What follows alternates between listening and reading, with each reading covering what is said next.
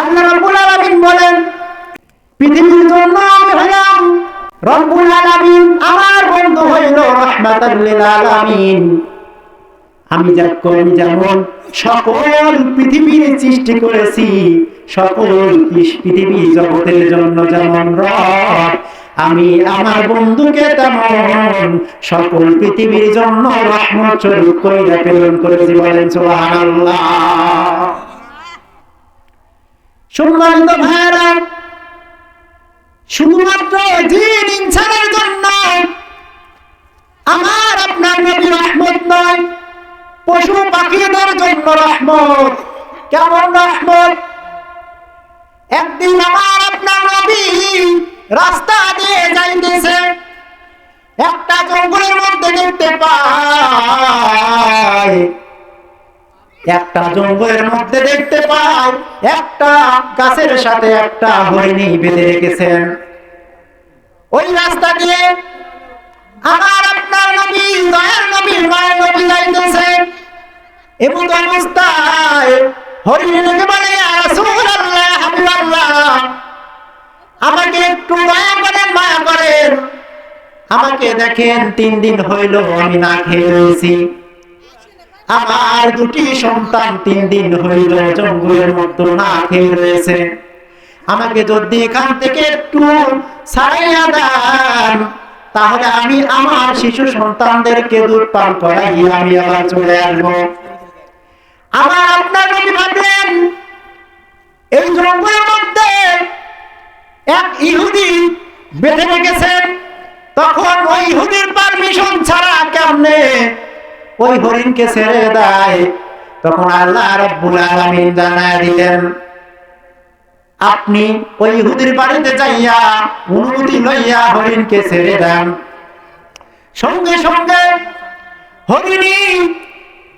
হরিণকে ছেড়ে দেওয়ার জন্য আপনার আমার নবী ওই ইহুদির বাড়িতে গেলেন। যাওয়ার পরে ইহুদিকে রেখে বললেন, ইহুদি ভাই, আপনি হরিণী বেঁধে রেখেছেন, 3 দিন হইল সন্তান না খেয়ে আছে, আপনি যদি এই হরিণকে ছেড়ে দেন তাহলে দুধ পান করাই আবার চলে আসবে। তখন ওই ইহুদি বলে, আপনি কি আব্দুল্লাহর সন্তান মুহাম্মদ? তখন সঙ্গে সঙ্গে বললেন, হ্যাঁ, আমি আব্দুল্লাহর সন্তান মুহাম্মদ।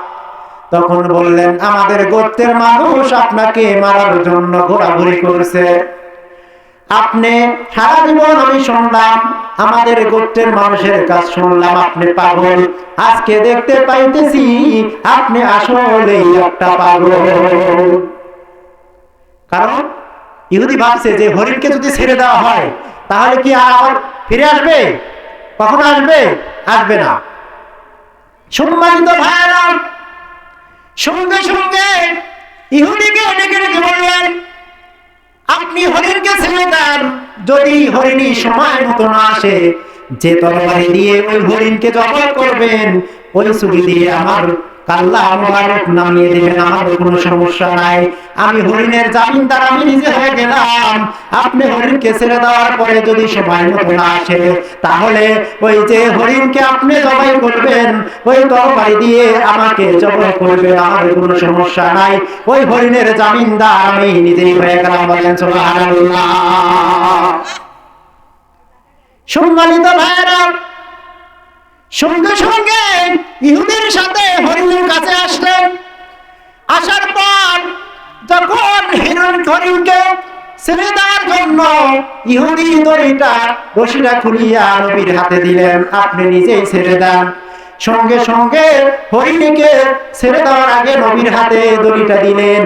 তখন আমার আপনার গায়ের নবী বললেন, হরিণকে রেখে বললেন, হরিণ, তোমাকে আমি ছেড়ে দিচ্ছি, তুমি সুন্দর করিয়া ছেলেদেরকে দুধ পান করাইয়া আবার চলে আসবা।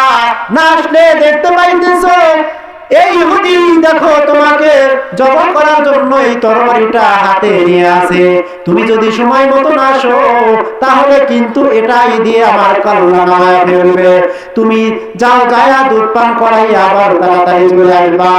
হরিণকে যখন এই কথা বললেন, তখন হরিণী একটা দৌড় পাঠাইয়া জঙ্গলের মধ্যে ডাকে দেয়, সন্তানের দল তোমরা কোথায় আছো, তাড়াতাড়ি করে চলে আসো আমার কাছে, তোমরা দুধ পান করে আমাকে আবার বিদায় দাও, আমি আবার আমার দয়ার নবীর মায়ের নবীর কাছে চলে যাব, কারণ আমার দয়ার নবী মায়ের নবী আমাকে নিজে জামিনদার হইয়া আমাকে ছেড়ে দিয়েছেন। ওরে সন্তানের দল তোমরা তাড়াতাড়ি করে আসো, তোমরা কোথায় আছো। সঙ্গে সঙ্গে মার ডাক শুনিয়া সন্তানেরা চলে আসলেন। আসার পর সুন্দর করিয়া ডেকে ডেকে বললেন, ওরে সন্তানের দল তোমরা তাড়াতাড়ি করিয়া দুধ পান করে দাও, আমার জামিনদার নবীজি জমিনদার হইয়া আমাকে ছাইরা দিছে, আমার সময়ের আগে আমার ওইখানে যাইয়া পৌঁছাইতে হবে, আমি ওখানে যাইয়া যদি না পৌঁছাই তাহলে নবীর কাল্লার থাকবে না থাকবে না। সঙ্গে সঙ্গে সন্তানদের কাছে যখন বললেন, তখন সন্তানেরা ওই হরিণী গিলে গিলে বলে, মা গো আমরা দুধ পান করব না যতক্ষণ পর্যন্ত ওই নবীকে না দেখবো, ততক্ষণ পর্যন্ত আমরা দুধ পান করব না করব না।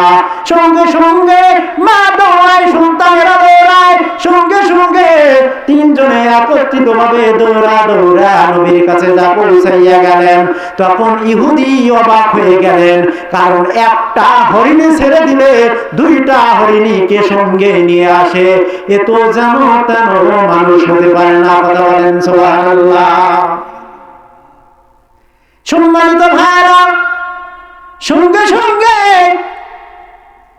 ইহুদির কাছে যখন আসলেন, ইহুদি দেখে অবাক হয়ে গেলেন, একটা হরিণীকে ছেড়ে দিলাম, সঙ্গে সঙ্গে আরো দুইটাকে নিয়ে আসলেন। তখন ইহুদি অবাক হয়ে গেলেন। তখন ওই হরিণী নবীর পায়ের কাছে আইসা কি যেন মাথা মতো কইরা বলে।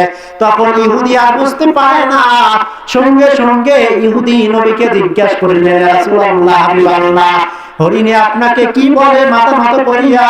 সঙ্গে সঙ্গে আমার আপনার দয়ার নবী মায়ের নবী বললেন, ওরে ইহুদি ভাই, হরিণী আমাকে আইসা সালাম জানায়, সালাম জানাইয়া আমাকে ডেকে ডেকে বলে, রাসূলুল্লাহ হাবিবাল্লাহ আমার সন্তানদেরকে আমি দুধ পান করাইতে গিয়েছিলাম, যাওয়ার পরে আমার সন্তান যখন শুনতে পাইছে আপনি নিজে জামিনদার হয়ে গেছেন, জামিনদার হইয়া আমাকে আপনি ছেড়ে দিয়েছেন, তখন এই কথা শোনার পর সঙ্গে সঙ্গে আমার সন্তানেরা দুধ পান করে নাই।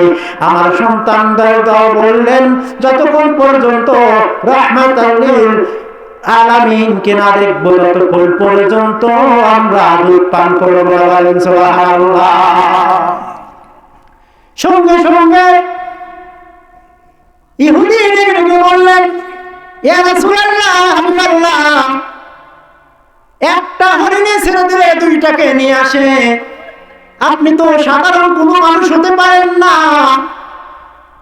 তখন ইহুদি ভাই ডেকে ডেকে বললেন, ইয়া রাসূলুল্লাহ হাবিবাল্লাহ আমাকে আপনি কালিমা পড়ায়া দেন, লা ইলাহা ইল্লাল্লাহু মুহাম্মাদুর রাসূলুল্লাহ সাল্লাল্লাহু আলাইহি ওয়াসাল্লাম। তাহলে আমার রূপনী আমার আপনার নবী শুধুমাত্র জিন ইনসানের জন্য নয়, সকল মাখলুকাতের জন্য রহমত। কথা বলেন ঠিক কিনা?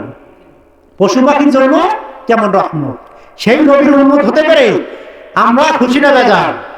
এটা আওয়াজ দেওয়া, খুশি না বেজার?